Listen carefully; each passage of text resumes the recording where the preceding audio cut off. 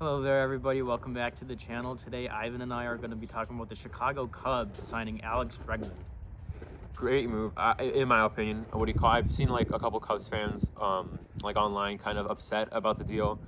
You know, granted, he is on the older side, and it is for like what do you call, going into his like 35, 36-year-old season. And if I think he's like 31. Yeah, 31, exactly. 32, early 30s. Yeah, but like it ends like in his 35, 32. Yeah. That's what I mean. Yeah. Yeah. My bad. No, you're But fine. also, what I will say is, a lot of people are like, why are we paying for somebody washed? Just to like reminder, like he's still batted 270. Like that's not washed in my opinion. Still a great defensive player, and if you ask me, a huge improvement upon Matt Shaw. Matt Shaw, what do you call it, was not the best in the playoffs, and even in the regular season, batting, what was it, like 210? Something like that. Yeah. Like, I remember earlier in the year we sent him to Triple A, and then when Matt came back, he did a little bit better. Yeah, But personally, I think you really needed this signing because it was either you get somebody like we did with Alex Bregman, or you take kind of like a high risk, high reward maneuver where you let Matt play at third base, and you'll see what he could do to improve. Yeah. I think you really needed this. I do. We've been saying for how long. You really needed another bat here. Yep. I think Matt could still contribute. He might DH, or maybe Miguel Amaya will be batting at the DH spot. We'll see. But overall, this needed to be done. Yeah, I'd like to see Matt Shaw just like the utility player. You know what I mean? Like when injury comes into play or illness, you know, he could like move in for somebody. What I will say is, a lot of people are kind of like, well, he was just a rookie, which granted, a good point. You know what I mean? You can't be too hard on Matt Shaw, but a reminder that like, are we trying to win in like 5 years, or are we trying to win now? What do you call it? And at the end of the day, this team is built to win now. So you can't wait to see if Matt Shaw makes that next step, and we're not. We're gonna let him like still unfold, hopefully in AAA, and still like what do you call, have his moments. You have spring training to figure all that out. So like it's not like we're just giving up on Matt Shaw. He's still on the roster. He's still gonna be what do you call it, developing. It's just like now you have somebody else who is a veteran and he can act as a player. mentor. Exactly. Teach him how to improve, and it's just what do you call it. It's a good what do you call it, deal for me personally. What I will say is it true? I can't remember. Did they give him the no trade? I don't know. I do not know. That, and even then, even if they did, I think it's still worth it. We needed a bat, and we got it in him, and he seems very eager to make an impact and win. Even if he has had some controversy in the past, he's shown, and he's come into the league into the locker room like ready to help this team win.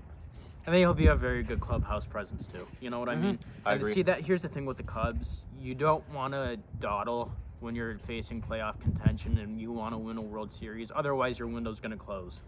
Yep, exactly. That's a great way to put it. What do you call?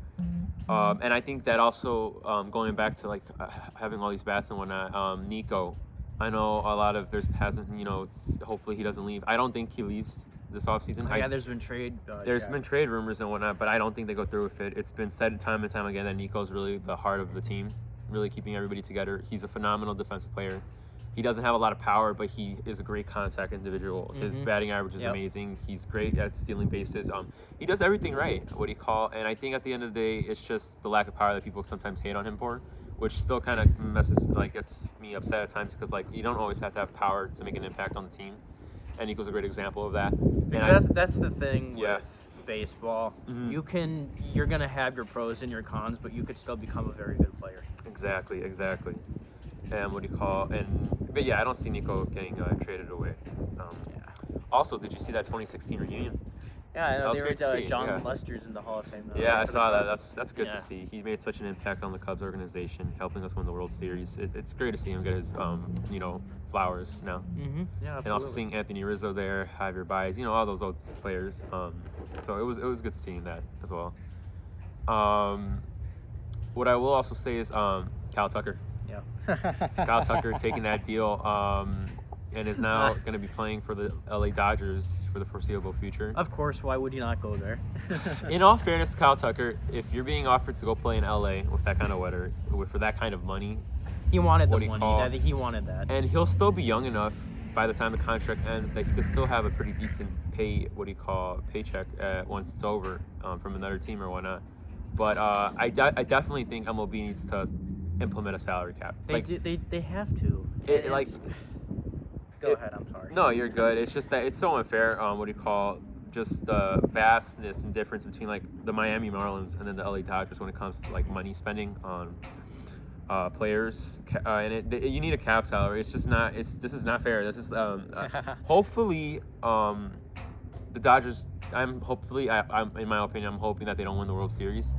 The only thing that would happen is like if they do win the World Series, maybe the MLB will feel more entitled to have to add the salary cap as opposed to like that if they lose this year and they fail to win the World Series, then they might be like, oh look, see, we don't need a salary cap. See, different teams are winning, but they need to implement a salary cap. This is like insane. What do you call it? It's like Jesus Christ. This is like what you would make an MLB The Show as a roster for fun, like in my career, and it's just like, what the hell? My franchise, I mean. Oof, Maybe one of the only sports where super teams actually work. Exactly. Huh? One of the last ones. And also, it just feels like MLB's kind of like a foot behind, I would say. Like they're in the past, though, you still can't trade draft picks, which I kind of really hate. I feel like that would help a lot in trades. And you still don't got salary caps. And when you compare that to the NBA and NFL, where you have seen like, NFL, you had the Kansas City Chiefs for a while, who had like a little dynasty going there, but still they weren't like as dominant as like other like dynasties from like the 90s and whatnot, like the Bulls or even like same thing with the NBA. There hasn't been like a back-to-back champ in a long time, and that's great for the NBA. That's great for sports fans all around.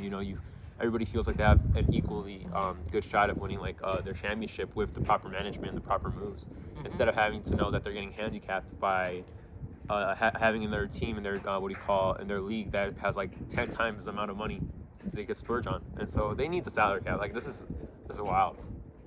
Yeah. But yeah, I think that's it. All right. Thank you guys so much for watching. We appreciate the support. We hope everybody has a lovely day. Thank you.